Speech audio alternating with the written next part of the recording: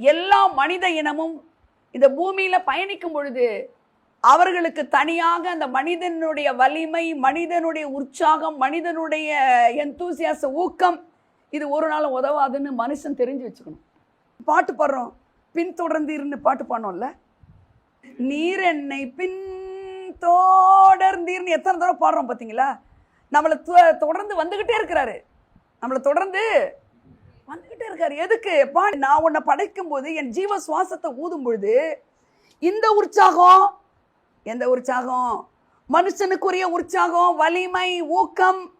அப்புறம் என்னது இருக்க பலம், பணபலம், பக்கபலம், அது எல்லாமே மாறக்கூடியது. அதனால நான் என் ஜீவ சுவாசத்தை ஊதி உன்னை நான் என்ன மாதிரி நான் படைச்சிட்டேன்றார்ல. ஆனா சேட்டன் வந்து அத்தனையும் கவுத்து போட்டானா? போட்ட பிறகு அவர் என்ன செஞ்சார்? ஃபாதர் காட் 2ஆம் மாதம் அனுப்பி இழந்ததெல்லாம் திருப்பி கொடுத்துட்டாரு. அப்ப திருப்பி கொடுக்கும்போது எதை கொடுத்தாரு? அவருடைய சாயலின் படிதான் நம்ம இருக்கிறோங்கிறத நம்ம மறக்கவே கூடாது. அப்ப மனித இனமா இருக்கிற நீங்களும் நானும் தனியாய் பயணிக்க முடியாது. உன்னுடைய வலிமை போதாது இந்த உலகத்துல வாழ. அதை முதல்ல புரிஞ்சுக்கணும். ரிசரக்ஷனுடைய பேஸ்மெண்ட்டை சொல்றேன் நான். உயிர்த்தெழுதலுடைய பேஸ்மெண்ட்டே தான்.